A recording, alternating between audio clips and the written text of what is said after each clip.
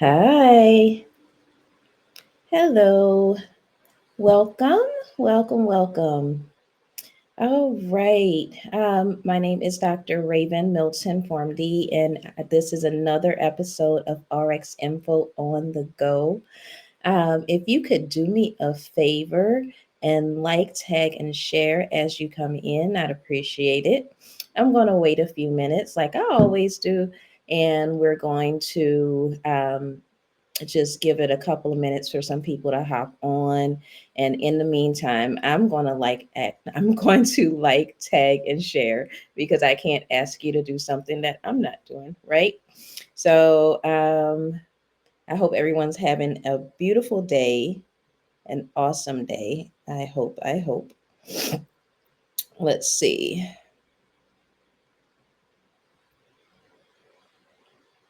Day someday. I hope that feedback. All right.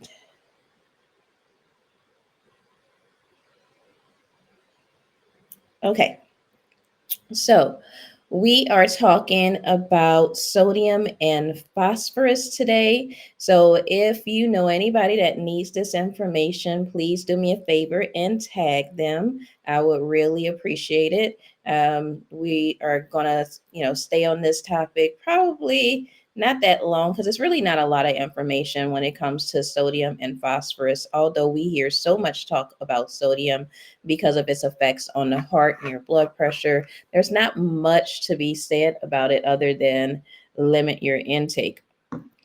So let's just dive in. I hope everybody's having a great day. It's a pretty rainy Wednesday in in Texas, so I hope we have some sunshine somewhere around the country. Somewhere somebody's getting some sunshine. So let's go. So we're going to talk about sodium first. I remember our topics for today are sodium and phosphorus. I wanted to kind of dive into sodium last week because of sodium has in a kind of a pairing with potassium because there's a sodium potassium pump in our bodies that help to regulate our fluids. But potassium took a little bit longer than what I expected it to do. So we're going to go ahead and cover the sodium today, along with another important essential mineral, which is phosphorus. So let's go ahead and start with sodium first. So it is a cation, just like potassium. And this time, instead of being found on the intracellular fluid, it will be found on the extracellular fluid. So it's the outside of the cells that it affects versus the inside of the cells, like potassium does. And that's kind of why they work together to manage the fluid in your body. Is also an alkali metal that is found in different salt forms in nature. So if you think about sodium, sodium can be found just about anywhere. It comes in different forms. There's sodium chloride, sodium bicarbonate, sodium citrate, sodium lactate, phosphate, and sodium benzoate. I know that's a whole bunch of chemical names that we probably don't even think about, but the one that we do know the most about is going to be sodium chloride, and that is typically what we consider table salt. Table salt accounts for about 90% of sodium intake in the United States. So if you think about the amount of salt that you take in every time you add salt to your food, every time you cook with salt, every time you sprinkle just a little bit of that, you are taking in that sodium just from that sodium chloride, which is salt. We might not think about it as being a chemical, but it is. So just keep that in mind. Now, that intake for sodium should be limited to 2,300 milligrams, no more than that. And I can't even say that there's a daily average that we are supposed to take in because our body only needs about 500 milligrams of sodium for it to function properly. So there is a maximum, and people, they will give it a maximum because we tend to take in a lot more than that. And I'm going to talk about that in just a second, but you want to minimize the intake of sodium to 2,300 milligrams. What does that mean for you? That means read your labels. There's sodium in just about everything that we consume, especially if you are a person that likes to do frozen foods for, convenience. Those prepared or prepackaged foods, all of those contain sodium, and that sodium that it does contain is acting as a preservative, but at the same time is adding to the amount of sodium that you take in on a daily basis. So if you think about it, you're getting a lot more than that 2,300 milligram, especially if you're not paying attention to the labels of the things that you're consuming. So for instance, say you have a healthy choice meal. There's sodium in that one. That's a frozen meal. Even though you feel like you're being healthy, even though you feel like you're being healthy, then you still have to, pay attention to the other ingredients and key ingredients of that.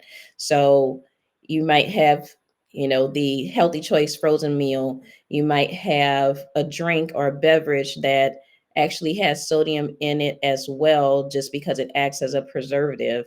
You might even put seasoning on top of that. And we're just talking about one meal right there. You could easily get to 1,000 milligrams of sodium. Um, so just keep that in mind. Now, so we're going to get to that part, Renee, about losing a lot of liquid excess due to exercise. So we will touch on that. So just give me a second. But it's essential for you to read the labels because there's sodium coming in from everywhere. So you just want to make sure that you are paying attention due to the sodium levels that you're taking in. Now, what is sodium required for? Sodium is required for the regulation of fluid and electrolyte balance, which kind of touches on Renee's comment of exercise. Um, It's also required for muscle function and nerve function, and it promotes the flow of water into the mucus layer and improving mucus flow and clearance. That part is about the mucus flow and clearance is really kind of important, especially during the cough and cold seasons. You'll see those saline products, which actually have sodium chloride in it. So you have nasal saline irrigations, you have saline that are in prepared prescription products. And that's because it helps to break up the mucus and thin it out and allow it to flow. So if you keep wondering why do I see sodium chloride or saline in nasal products, that's the reason why, because that sodium chloride will help to break up the mucus, especially during cough and cold season, especially for those who are have severe allergies throughout the year. It helps with that.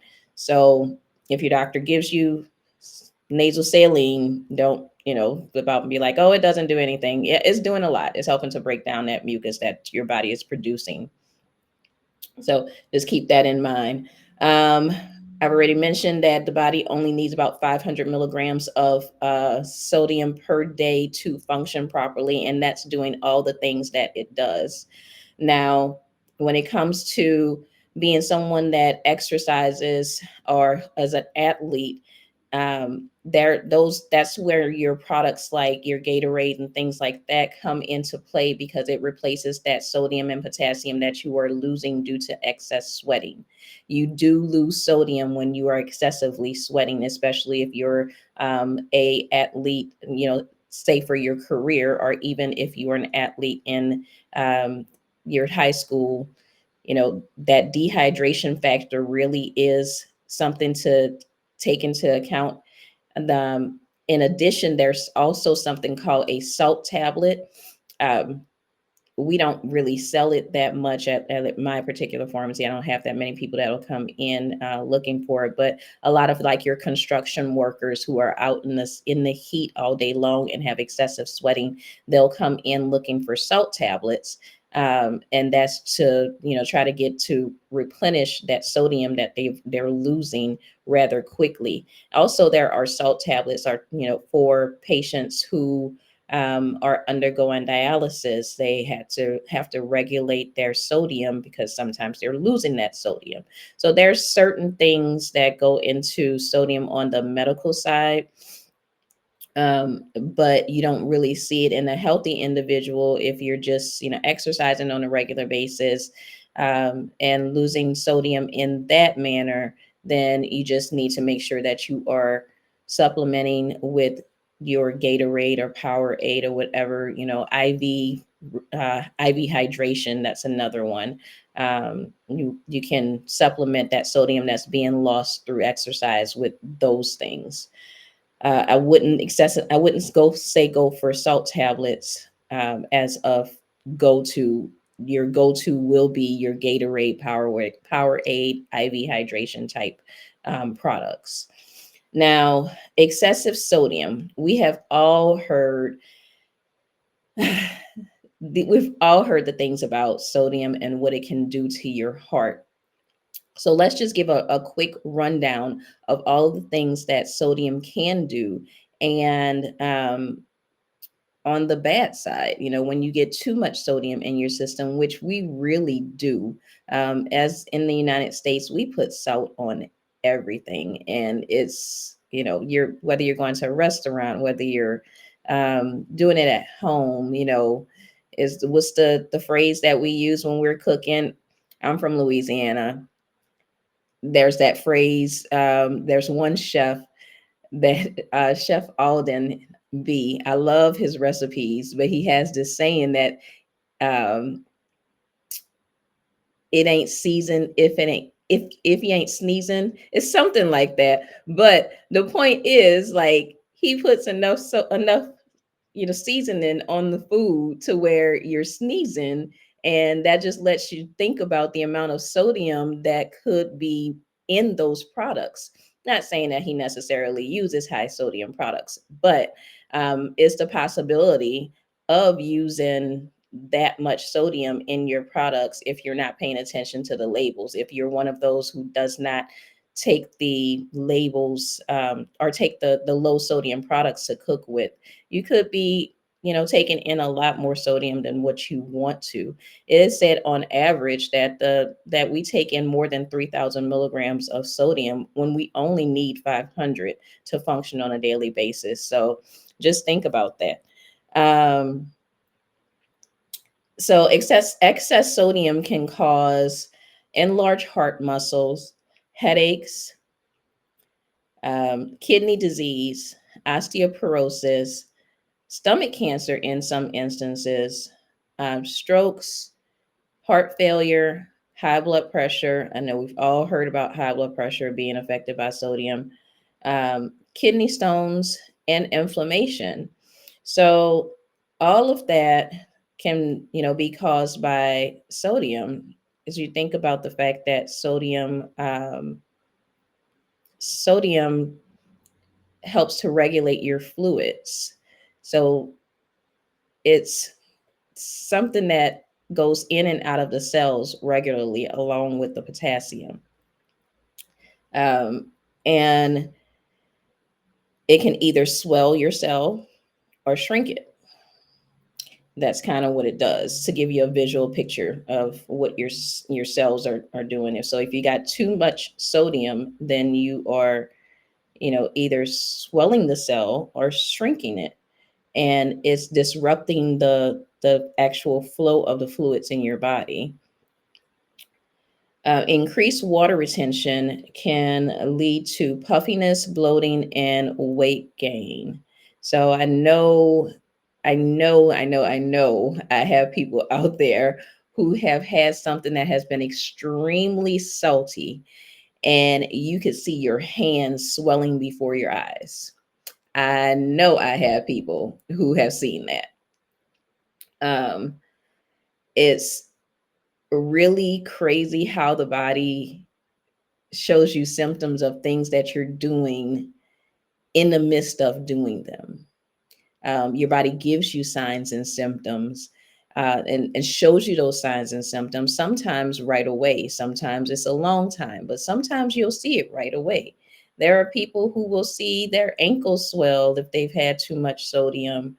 And that just lets you know that's your body saying, hey, something's wrong here. You either, something is not right. And especially if you're a person that has some type of ailment, then you're definitely going to see those symptoms of excess sodium in your body. It's just something that you cannot avoid.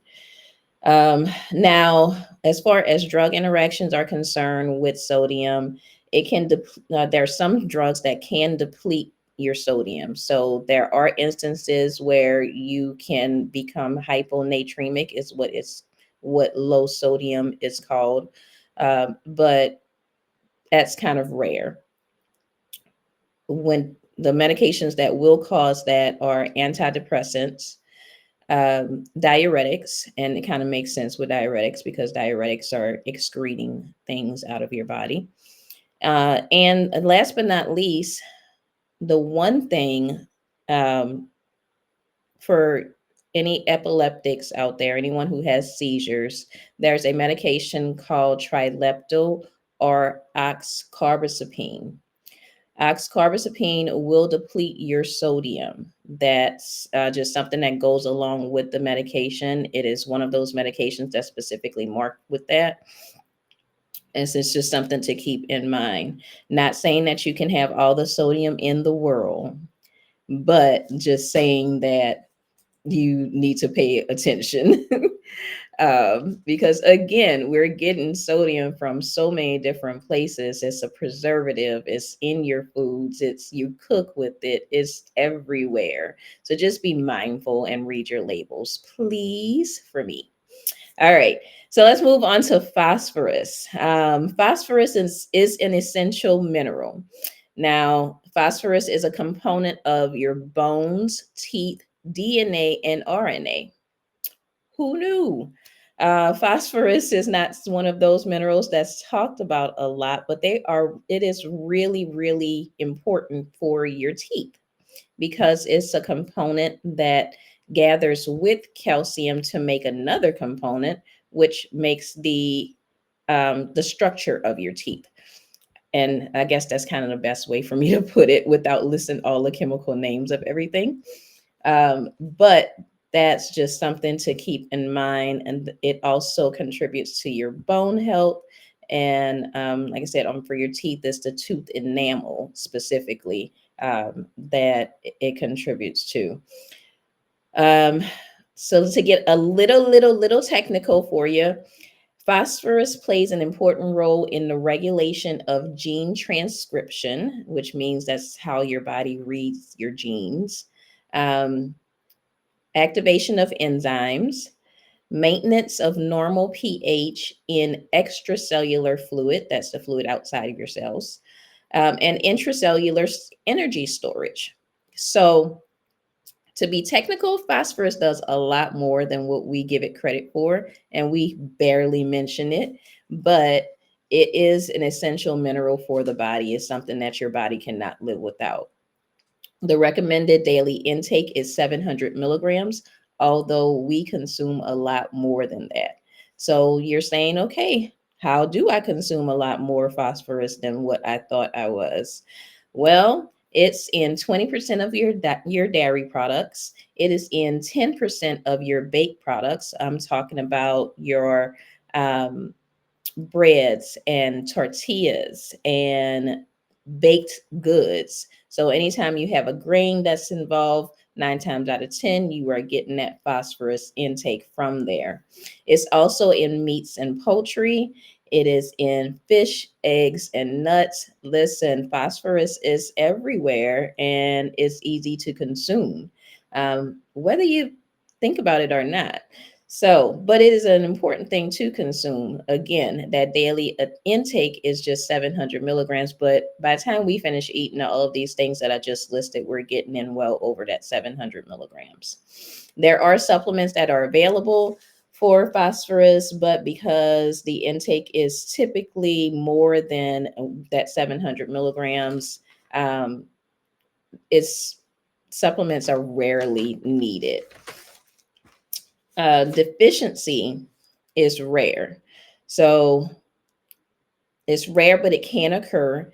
And that um, occurrence of deficiency of phosphorus deficiency is called hypophosphatemia. That's interesting word.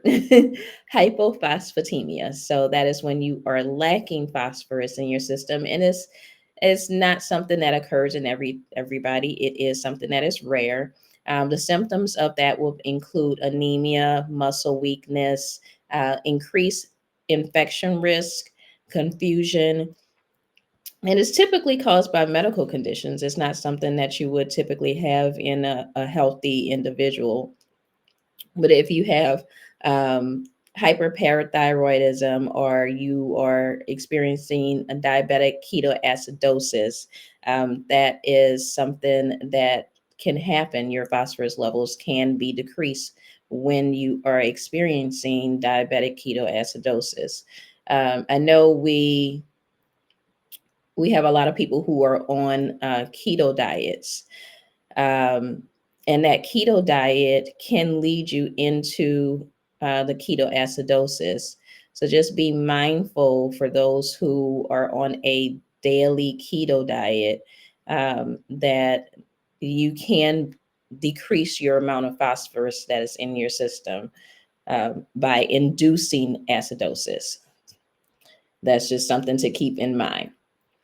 Now, those who are at risk for the deficiency would be your preterm newborns. Of course, I'm not going to say poor, but our newborn babies, when they are preterm, they don't get everything that they are supposed to get. A keto diet, Elder V, is a diet that goes without sugar. You're removing the sugar and carbs, rather, not just sugar, but sugar and carbs. You are removing it from your diet in pretty much every area, which is forcing your cells to go into a acidosis state. When that happens, your body burns your fat.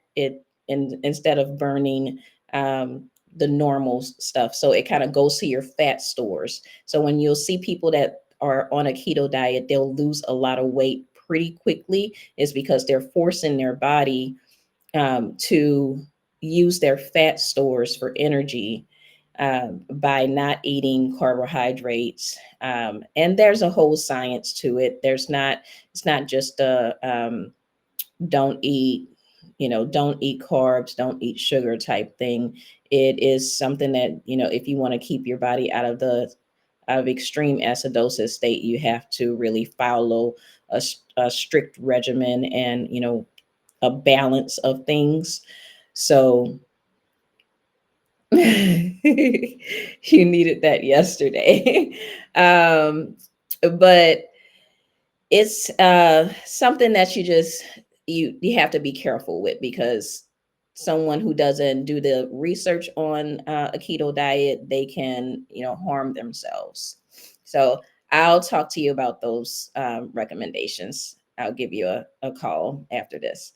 So where did I leave off? Okay, those at risk for deficiency. So preterm newborns, there's something called genetic phosphate regulation disorder, and this is just a disorder that is genetic, of course, and your body cannot regulate the phosphate like a normal person would. It is something that is rare, but it does exist. Those people are at risk for deficiency, as well as those who are dealing with severe malnutrition. Now, we know the malnutrition in general, there can be many deficiency across the board.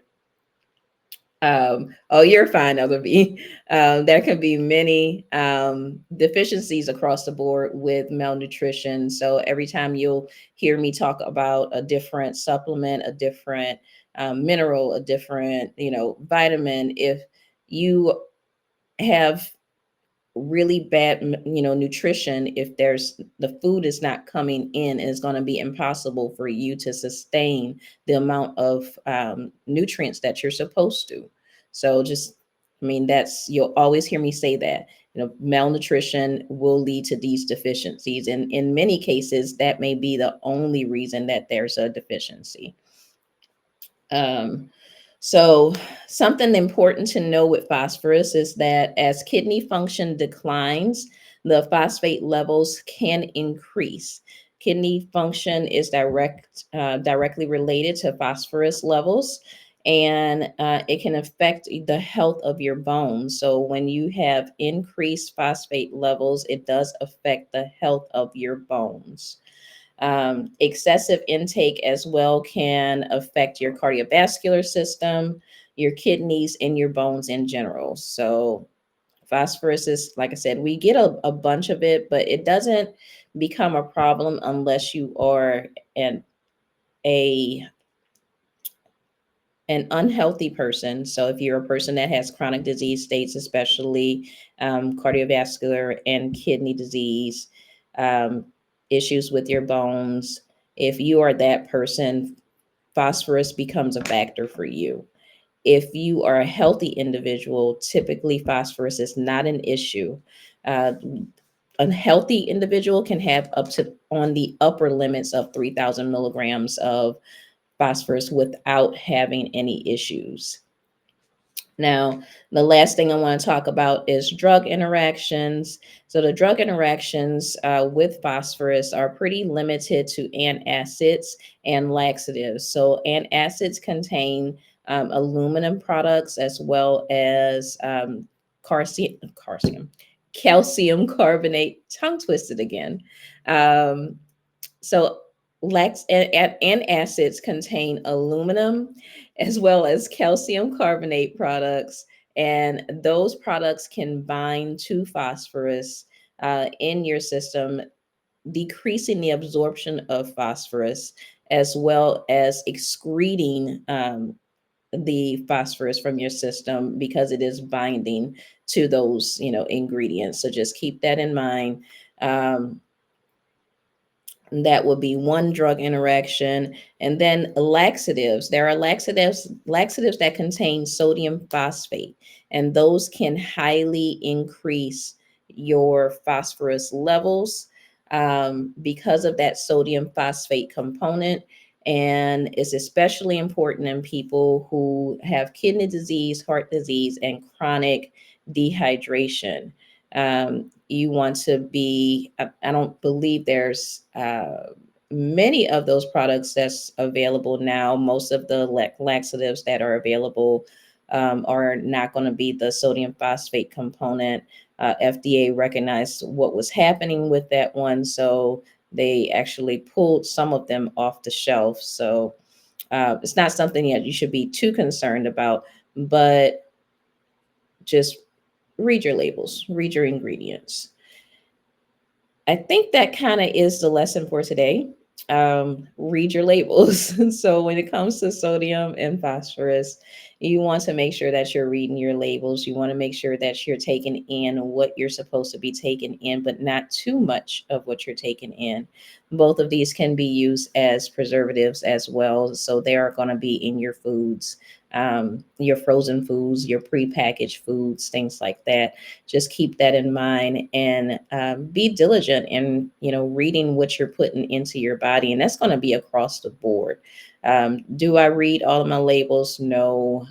uh, I am not the pillar of health. I will say that. I will say that I am, as I teach these sessions and as I get more information out to you, I'm also making myself more aware of the choices that we make on a daily basis, considering the food that we take in. There's a lot of junk that we take in, and we just need to be more mindful of what we're eating.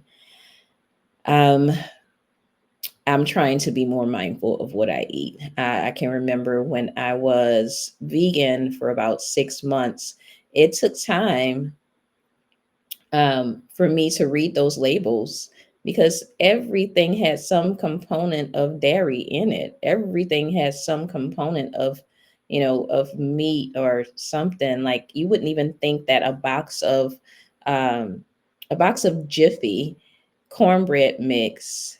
Of course, as a vegetarian, you still eat eggs and things like that. As a vegan, you can't have that at all. But even the fact that Jiffy has to make a vegetarian um, labeled cornbread mix because their original product for the cornbread mix uses lard, so it uses animal fat in the ingredients. If you didn't know that, you know now. And that's why they have a vegetarian component, a vegetarian box or brand. So even it's just things like that. You just never know what's in your food until you read the labels, especially if you're not preparing it yourself. So that was my spew for today. That was my session. I hope you got something out of it. If you have any questions, of course, don't hesitate to reach out to me. Um, you can always inbox me. You can always, message me. I don't have a problem with answering any questions, and it's actually my pleasure to do so. So, if you know someone who needs this information, do me a favor, like, tag, and share. Tag them on the post. Also, if you could do me a favor and follow all of my social media outlets. I'm on Instagram, YouTube. I have a YouTube channel, Facebook, uh, TikTok. A little bit. I think I'm everywhere, and they all are go by at Dr. Raven Form D. So that's the pretty simple portion of it. I also have a website that's available. Is www.drravenformd.com. And on that website, you can find health talks that I've done with that I partner with my church on doing once a quarter. That one is called Health Talk, and we give that biblical and natural um, perspective of all things concerning the body. In addition to that, I have some merchandise that's there as well.